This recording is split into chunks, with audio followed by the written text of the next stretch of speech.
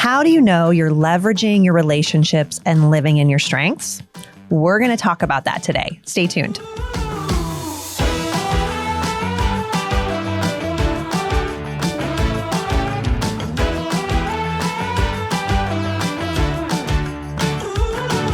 Today, we're talking about something that doesn't always show up on a balance sheet, but can absolutely shape the trajectory of your career and your business. And that is relationships. Because if you talk to enough leaders and you start to realize something pretty quickly, most of the biggest opportunities that you have and most of the biggest opportunities that they had in their lives didn't come from perfectly written strategic plan. They came from people, from conversations, from introductions, from relationships that were built over time through curiosity, service, and willingness to connect. And when you combine those relationships with a deeper understanding of your own strengths, that's where leadership really starts to take shape. So joining me today is Stephanie Smith, Director of Engagement and Impact at Leadership Akron, and a certified Gallup strength coach, which is just so awesome. Stephanie, you spent much of your career helping leaders understand how to leverage their strengths. Thank you for coming on the podcast today. Thank you for inviting me. I'm excited to be here. Well, I'm excited too. So before we even talk about strengths, I'd love to start with your career journey. So you've moved through different roles and organizations over time. I have loved getting to know you over the last, it's probably been a decade. We won't talk about how long it's been. And networking has played a really big part in that. So how have relationships really shaped your career path?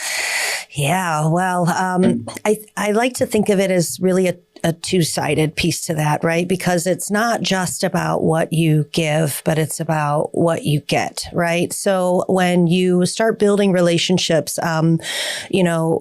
people are helping you. They're giving you feedback. They're giving you connections. They're giving you advice. They're giving you, and then as these relationships grow, you realize that you are contributing back to those as well. So you're building your own credibility and trust and respect with them as well. And I think what's been helpful for me is as I've been getting things from people, I've been able to give back. And then, that really leads to a compounded relationship that is building on trust and respect. And so you're going to get more opportunities and you're going to, be asked to contribute in more ways. Yeah. Was there ever a moment when a relationship opened a door for you that you didn't expect? So yes. And I'm going to put a little spin on this because I'm not going to put it on myself. I'm going to put it on my kid. Nice. So I was looking at ways to connect my kids with career opportunities, like half-day shadowing opportunities or little lunches with individuals.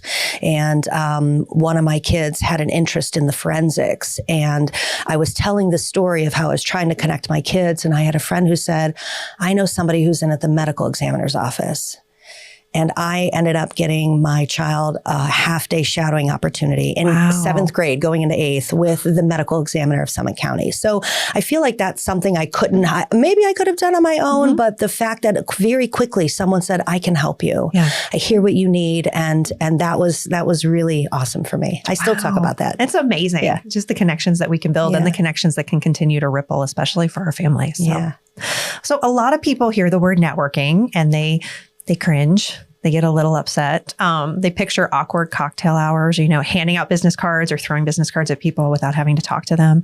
But the leaders I know who do it well, and you are one of them, approach it very differently. So what does effective networking actually look like? I always like to start with asking people, what is networking, right? And so networking is the act of consistently building, establishing, maintaining mutual trust and respect with your peers.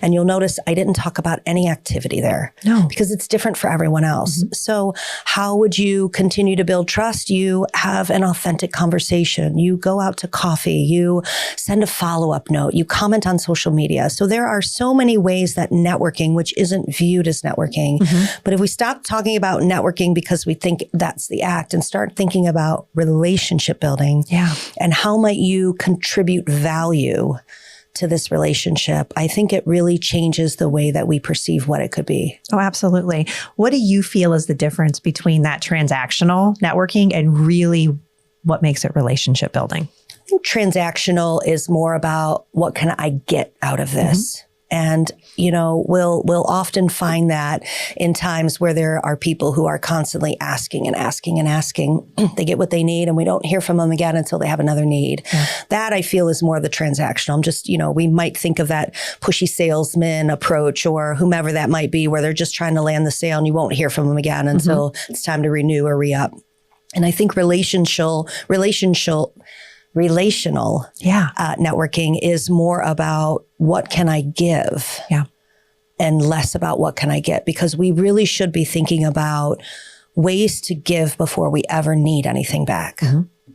So for someone who's listening that feels uncomfortable with the networking part, how can you, what would you like to tell them about how they can start instead of networking, but really relationship building?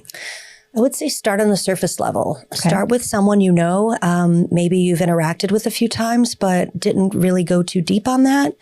And follow up, invite them out for coffee, go to lunch with them. And I think that's really the hardest part is I think people might feel that there might be rejection in that, not to sound weird, but sometimes it feels like dating, right? You're trying to connect with somebody that you may or may not have a spark with, and you're trying to get to know them a little bit better. And we feel that we're going to be turned down or they're going to say no, or they don't have time. That's okay. Yeah. Ask someone else.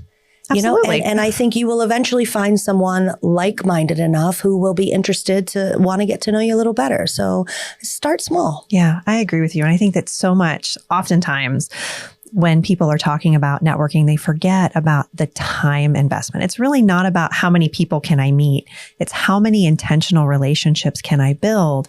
And sometimes all you need is one or two really deep relationships to be able to help you connect even further. So something that I love doing when I'm starting to get to know someone is asking them, being curious, what do you do? How do you do it? And then how can I help you? Because I would love to connect you to other people. If I have a great conversation with you, I think that giving the gift of your time to someone else is really important and impactful. So that's something that you've taught me, is just to go into situations when sometimes you may feel uncomfortable and just be curious. Yeah, curiosity is, and that's really, I think, an easier way, because we often feel like we are responsible for just providing information. I don't know what to say about myself. I don't know. Well, then switch the script a little bit and ask about them. Tell me about your job and what you do. And and don't be afraid to follow up. Connect with them on LinkedIn, connect in another way. I mean, I know for me, there are times where it can take 2 or 3 times to get to meet someone before we're in that space where I can feel like we can talk and I get to know them a little bit more. I mean, just it's again, like you said, sometimes it feels like dating, but it's really about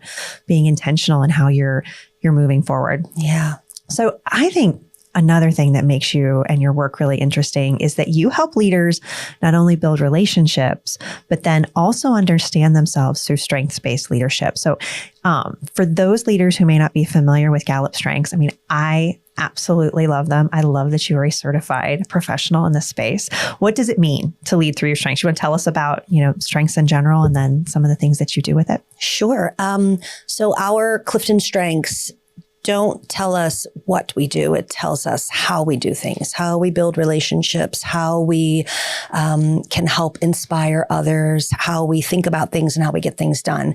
And so what Strengths helps us is it provides us with a language to help us better understand ourselves, of how we naturally think, feel, and behave. And what I love about that is oftentimes when people will ask you, what are you good at?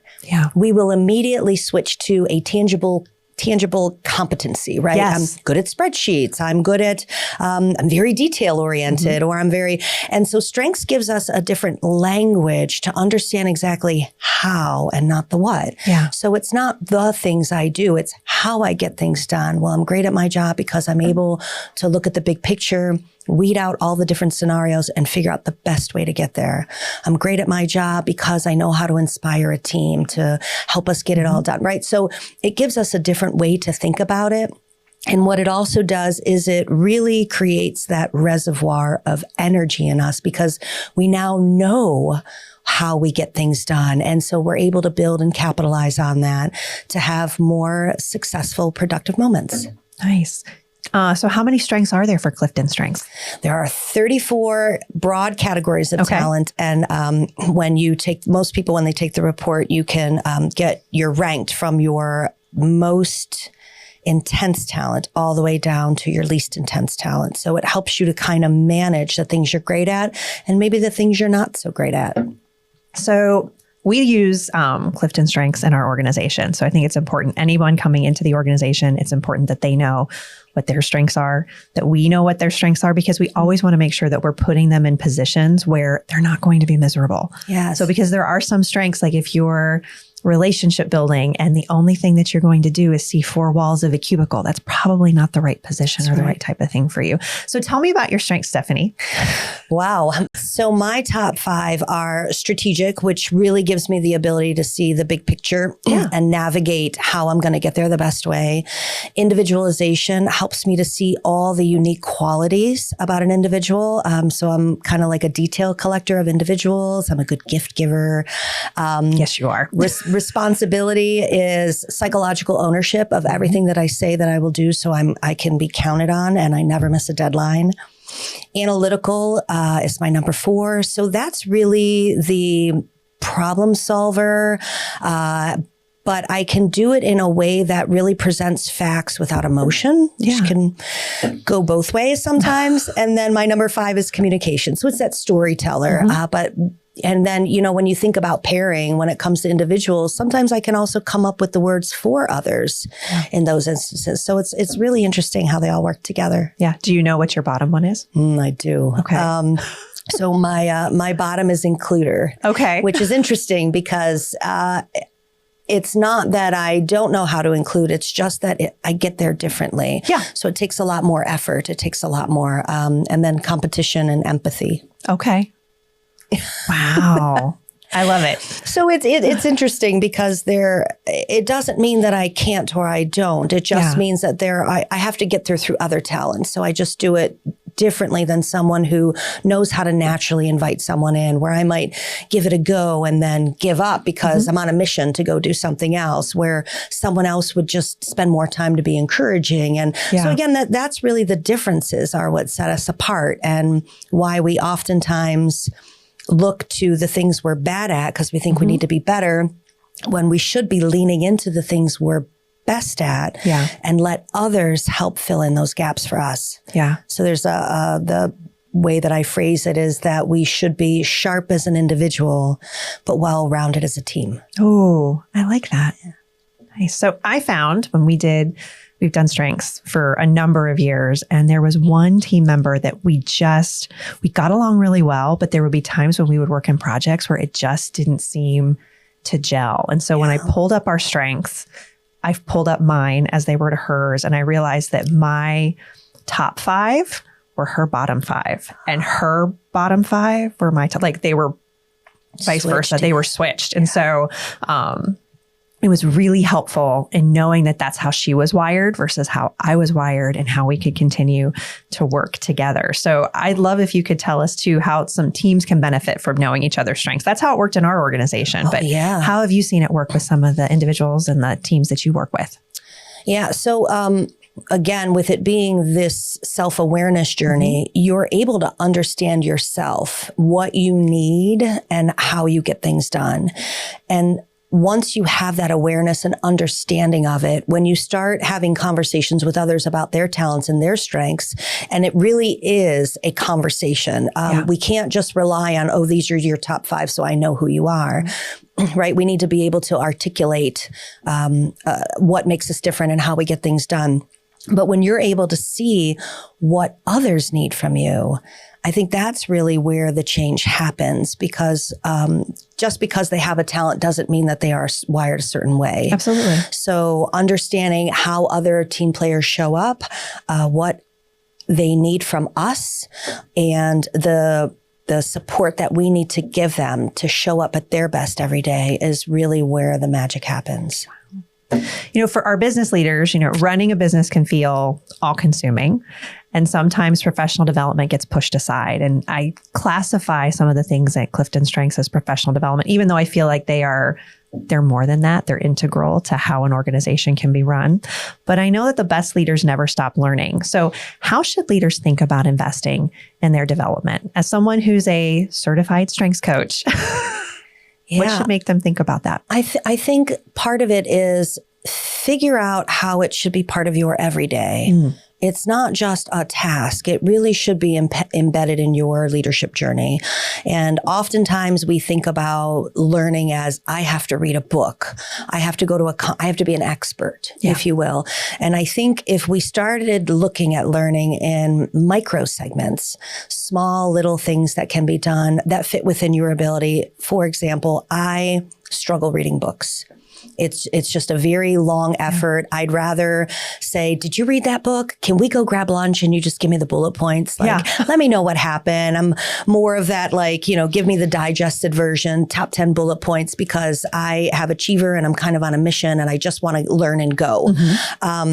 So I don't always love the journey, or I feel like I don't have time for that full journey. So I think looking at small things. So if you don't want to read the book, maybe there's an article you can read. Maybe there's a documentary if you're a visual learner, or maybe there are other ways that you can look to digesting the information that you're looking to get, whether it's about a topic or leadership development or your own strengths. Just set the time. I think that's the hardest part is, having that time to put aside when you are a busy business leader and a professional, and, your time is money. So investing in the best way that you can. Well, and I was going to ask you, what habits do strong leaders have around learning? I think you answered it. They make the time. Any other thoughts about that? They're intentional. Okay. I think that's a big piece is you have to want it. You have to want to learn and want to grow and want to be better every day. And that really does take some self-discovery and some learning about yourself and understanding, what do I need to get better at this? So I think there's some intentionality behind that. Yeah. How do you build intentionality in your learning? What do you do? Do you pick a theme for the year? Do you have a list of things that you want to learn? How do you do that? So my intentionality usually is more in the moment. Okay. So it's something that I might learn or hear or pick up, and then I'll decide that I want to dive a little bit deeper in this, or I want to know a little bit more. So it can be a little bit, I don't know that I plan for the whole year. Futuristic isn't as high for me, but I don't know that I plan for the whole year that far out, but I will pick topics as they go, as they grow. I'm new to the nonprofit space. Okay. So I have been focusing a little bit more on some of the nonprofit topics that I've never had to learn before. And those are just coming in micro segments, a quick workshop, or a little, 1 hour webinar that I'm sitting in through, or smaller little bits and pieces, because that aligns with the way that I like to learn. Yeah. So one thing that has been helpful for me is community-based learning. So I know that for me, I love to learn from other leaders. And I feel like leadership growth often happens in community with others. What do you think? I think you're absolutely right. There's something about having that group effort, if you will, because you're doing it together is part of it, but it's also you're getting those diverse perspectives along the way. So it's not just what you're learning and how you're taking it in. You can also gain that feedback to what others think about it. And so I think that's really where we learn to grow best, because people develop in response to one another, right? We are contributing in ways and thinking in ways, that are feeding other people. And maybe we get that back and start thinking about things a little differently. Yeah. And I would say when we go back to what we first talked about with relationships, sometimes in those learning communities and in those environments, some of the most significant relationships that I have in community and my business leadership have been forged there. I think about the relationship that we have that started when we were in a learning cohort together. Yeah. So as we kind of think about that, so we've got the continuation of always wanting to be curious. So continuing lifelong learning. Can your strengths change over time? It's always a question that I think people ask me. And I'm as a certified expert, I would like to know your opinion. Yes, I actually get that question a lot. Or I've taken the test. Should I take it again? Yeah. It's been 6 months or a year, or it's been a few years. Yeah. So strengths can change based on state or trait. Okay. So state being state of mind, the state of mind you're in. So there was, I think it's the Myers-Briggs. I had taken the assessment and then I didn't love the responses. Yeah. And I immediately took it right again and it changed. And then I took it one more time and it changed again. So I'm like, I don't really understand how that worked. Now, It can happen because what's the state of mind that you're in when you're taking it? And now that you know, are you changing your responses to some of those? So the state of mind we're in, but it can also reflect any maybe psychological trauma or things that might have changed over time in your life. So that is also kind of the state of mind. Like maybe I took it when I was, a single parent, and now, my kids are grown and old and I have a different lifestyle now. So they're more apt to change.